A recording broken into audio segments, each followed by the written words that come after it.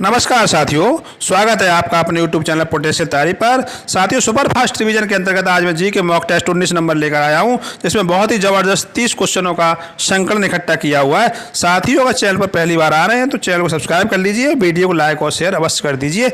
चलिए साथियों, चलते हैं पहले प्रश्न की ओर। भारत का राष्ट्रपति निम्नलिखित में से किसकी नियुक्ति करता है? विकल्प दिए हैं भारत का महान्यायवादी, नियंत्रक एवं महालेखा परीक्षक, राज्य का राज्यपाल, उपयुक्त सभी। तो साथियों बताते चलें, इस प्रश्न का सही उत्तर रहेगा विकल्प डी, उपयुक्त सभी। भारत का जो राष्ट्रपति होता है, भारत के महान्यायवादी की भी नियुक्ति करता है, नियंत्रक एवं महालेखा परीक्षक, इसे कैग कहते हैं, तो कैग की भी नियुक्ति करता है, और राज्यों के सभी राज्यपालों की नियुक्ति करता है। तो साथियों सही उत्तर रहेगा विकल्प डी, उपयुक्त सभी। अगला प्रश्न है, मध्य प्रदेश में स्थित नेपा नगर किस उद्योग के लिए जाना जाता है? विकल्प दिए सीमेंट, उर्वरक, हथकरघा और अखबारी कागज। तो साथियों मध्य प्रदेश में स्थित ये नेपा नगर अखबारी कागज के लिए प्रसिद्ध है, इसीलिए जाना जाता है। तो विकल्प डी इस प्रश्न का सही उत्तर है। अगला प्रश्न है, निम्नलिखित मुगल बादशाहों में से किसने अपनी आत्मकथा फारसी भाषा में लिखी थी? साथियों फारसी भाषा मुगलों की राजभाषा थी, और इस भाषा में जो आत्मकथा की बात कही जा रही है तो वो लिखी थी जहांगीर ने। जहांगीर ने अपनी आत्मकथा तुजुक ए जहांगीरी फारसी भाषा में लिखी थी, बट जहांगीर की मृत्यु पहले ही हो गई थी, पूरा नहीं कर पाया था। तो इसकी जो आत्मकथा थी तुजुक ए जहांगीरी, उसे मोतमिद खां ने पूरा किया था। तो सही विकल्प रहेगा सी, इस प्रश्न का उत्तर रहेगा जहांगीर। अगला प्रश्न है, निम्न में से सर्वाधिक निर्णायक युद्ध कौन सा था जिसके बाद अंग्रेजों ने भारत में प्रभुत्व स्थापित कर लिया था? विकल्प दिया है प्लासी का युद्ध, बक्सर का युद्ध, वांडीवास का युद्ध और पानीपत का तीसरा युद्ध। साथियों अंग्रेजों ने जो यहाँ ईस्ट इंडिया कंपनी के रूप में यहाँ आए थे, और यहाँ पहले इन्होंने व्यापार किया था, और व्यापार के बाद यहाँ इन्होंने अपना प्रभुत्व स्थापित करने के लिए कई युद्ध लड़े थे। तो 1757 ईस्वी में प्लासी का युद्ध हुआ था। ठीक, इसके बाद में 1764 में बक्सर का युद्ध हुआ था। तो बक्सर का युद्ध वो निर्णायक युद्ध था जिससे भारत में इन्होंने अपनी शासन स्थापित कर लिया, प्रभुसत्ता स्थापित कर ली। तो इस प्रश्न का सही उत्तर रहेगा विकल्प बी, बक्सर का युद्ध। बक्सर का युद्ध ही निर्णायक युद्ध था जिससे भारत में ईस्ट इंडिया कंपनी का शासन स्थापित हुआ था। अगला प्रश्न है, महाभारत के फारसी अनुवाद का शीर्षक क्या था? विकल्प दिए हैं अनवारे सुहेली, रज्मनामा, इस्त वहिस्त और अयार दानिश। तो साथियों महाभारत का जो फारसी अनुवाद है वो रज्मनामा नाम से किया गया है। रज्मनामा का अर्थ होता है, तात्पर्य होता है युद्ध की किताब। तो साथियों महाभारत का फारसी अनुवाद रज्मनामा। तो इस प्रश्न का सही उत्तर रहेगा विकल्प बी। अगला प्रश्न है, भारतीय संविधान के निम्नलिखित अनुच्छेदों में से कौन सा एक भिन्न वर्ग में आता है? तो साथियों विकल्प दिए अनुच्छेद 14, 15, 18 और 19। तो साथियों विकल्प 14, 15 और 18 ये तीनों ही समानता का अधिकार के अंतर्गत आते हैं। मूल अधिकारों का जो एक अधिकार है समानता का अधिकार, उसके अंतर्गत आते हैं। इसमें 14 अनुच्छेद में जो है विधि के समक्ष समता का प्रावधान है, और अनुच्छेद 15 में जो दिया है वो जात, लिंग, धर्म, मूल वंश आदि के आधार पर विभेद को रोकने का काम करता है, और अनुच्छेद 18 में उपाधियों का अंत है। तो ये तीनों ही मूल अधिकारों के अंतर्गत समानता का अधिकार हैं, जबकि अनुच्छेद 19 ये है तो मूल अधिकारों के अंतर्गत बट ये स्वतंत्रता का अधिकार है, इसलिए ये भिन्न वर्ग में आता है, ये अलग है। तो विकल्प डी इस प्रश्न का सही उत्तर रहेगा। अगला प्रश्न है, किस मुगल बादशाह के शासनकाल में मुगल सेना में सर्वाधिक हिंदू सेनापति थे? विकल्प दिए हुमायूं, अकबर, जहांगीर और औरंगजेब। तो साथियों औरंगजेब के शासनकाल में सर्वाधिक हिंदू सेनापति मुगल सेना में भर्ती किए गए थे। तो विकल्प डी इस प्रश्न का सही उत्तर रहेगा। अगला प्रश्न है, दारा शिकोह ने किस शीर्षक के अंतर्गत उपनिषदों का फारसी में अनुवाद किया था? विकल्प दिए हैं अल फेहरिस्त, सिर्र ए अकबर, किताब अल बयां और मज्म उल बहरीन। तो साथियों दारा शिकोह ने सिर्र ए अकबर के नाम से, शीर्षक नाम से उपनिषदों का फारसी में अनुवाद किया था। तो इस प्रश्न का सही उत्तर रहेगा विकल्प बी। अगला प्रश्न है, सर्वाधिक लंबी तटरेखा वाला भारतीय राज्य कौन सा है? साथियों भारत की जो समुद्र तटीय सीमा रेखा है वो 15,200 किलोमीटर लंबी है। तो इस पर कई भारत के राज्य हैं, कुछ राज्य पूर्वी तट पर हैं, कुछ पश्चिमी तट पर हैं। पश्चिमी तट के प्रमुख राज्य हैं उनमें गुजरात है, महाराष्ट्र है, गोवा है, कर्नाटक है और केरल है। पूर्वी तट पर जो राज्य हैं उसमें पश्चिम बंगाल है, उड़ीसा है, आंध्र प्रदेश है और तमिलनाडु है। तो इन सभी राज्यों में सर्वाधिक लंबी तटरेखा वाला राज्य गुजरात है। तो विकल्प ए इस प्रश्न का सही उत्तर रहेगा। अगला प्रश्न है, कितने डिग्री देशांतर रेखा को अंतर्राष्ट्रीय तिथि रेखा भी कहा जाता है? तो साथियों इस प्रश्न का सही उत्तर रहेगा विकल्प बी, 180 डिग्री देशांतर रेखा को अंतर्राष्ट्रीय तिथि रेखा कहा जाता है। ये अंतर्राष्ट्रीय तिथि रेखा जो होती है ये जो है 180 डिग्री देशांतर प्रशांत महासागर से गुजरती है और ये 8 स्थानों पर मुड़ी होती है। अगला प्रश्न है, निम्न में से कौन सा सिंधु घाटी सभ्यता का पत्तन नगर था? पत्तन नगर से तात्पर्य बंदरगाह से है, पोर्ट से है। तो उस समय सिंधु घाटी सभ्यता का जो पोर्ट था, पत्तन नगर था, वो लोथल था गुजरात में। तो विकल्प सी इस प्रश्न का सही उत्तर रहेगा।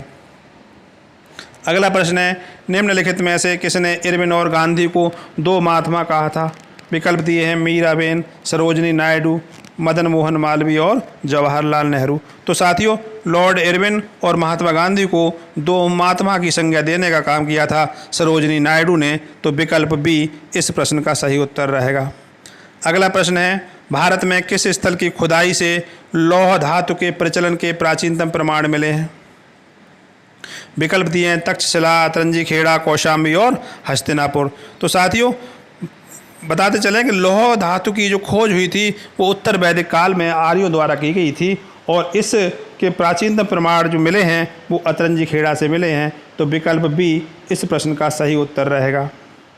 अगला प्रश्न है, महात्मा गांधी द्वारा दक्षिण अफ्रीका में प्रकाशित की गई पत्रिका का क्या नाम था? विकल्प दिए हैं नवजीवन, हरिजन, अफ्रीकन न्यूज़ और इंडियन ओपिनियन। तो साथियों इस प्रश्न का सही उत्तर है विकल्प डी, इंडियन ओपिनियन, जो अफ्रीका में महात्मा गांधी इसका प्रकाशन करते थे। अगला प्रश्न है, मुगल चित्रकला अपने चरमोत्कर्ष पर किसके शासनकाल में थी? साथियों मुगल चित्रकला की जो शुरुआत हुई है, जो नींव पड़ी है, वो तो हुमायूं के शासनकाल में पड़ी थी और हुमायूं के बाद लगातार इस मुगल चित्रकला की उन्नति होती रही और ये जहांगीर के समय अपने चरमोत्कर्ष पर थी। तो विकल्प सी इस प्रश्न का सही उत्तर रहेगा। अगला प्रश्न है, नील आंदोलन का जमकर समर्थन करने वाले हिंदू पैट्रियट के संपादक कौन थे? हिंदू पैट्रियट उस समय का तत्कालीन समाचार पत्र था जिसके संपादक जो थे हरिश्चंद्र मुखर्जी थे। तो साथियों विकल्प डी इस प्रश्न का सही उत्तर रहेगा। अगला प्रश्न है, वेम्बनाथ झील किस राज्य में अवस्थित है? विकल्प दिए हैं केरल, गोवा, ओडिशा और तमिलनाडु। तो साथियों वेम्बनाथ जो झील है वो केरल में स्थित है, अतः इस प्रश्न का सही उत्तर रहेगा विकल्प ए, केरल। अगला प्रश्न है, भारतीय संसद के दोनों सदनों की संयुक्त बैठक किस संबंध में की जाती है? साथियों संसद का जो मुख्य काम होता है वो विधि निर्माण होता है और विधि निर्माण के संबंध में ही विधेयक पेश किए जाते हैं। तो विधेयक जो होते हैं कौन कौन से विधेयक पर संयुक्त बैठक की जा सकती है? तो विकल्प दिए हैं साधारण विधेयक पर, संविधान संशोधन विधेयक पर, वित्त विधेयक पर अथवा भारत के उपराष्ट्रपति के निर्वाचन पर। तो साथियों भारतीय संसद की दोनों सदनों की संयुक्त बैठक राष्ट्रपति द्वारा बुलाई जा सकती है और दोनों सदनों की संयुक्त बैठक की जो अध्यक्षता है वो लोकसभा स्पीकर करता है और ऐसा केवल और केवल साधारण विधेयक पर ही हो सकता है। तो साधारण विधेयक के मामले में संसद के दोनों सदनों की संयुक्त बैठक बुलाई जा सकती है। अगला प्रश्न है, भारतीय संविधान की 7वीं अनुसूची के अंतर्गत संघ सूची में निम्न में से किसका उल्लेख नहीं है? विकल्प दिए हैं बैंकिंग, पुलिस, जनगणना और बीमा। तो साथियों बैंकिंग, जनगणना और बीमा ये तीनों ही विकल्प संघ सूची में हैं, जबकि विकल्प बी पुलिस संघ सूची का विषय नहीं है, ये राज्य सूची का विषय है। तो उत्तर रहेगा विकल्प बी। अगला प्रश्न है, सेवानिवृत्त होने के पश्चात सर्वोच्च न्यायालय के न्यायाधीश कहाँ वकालत कर सकते हैं?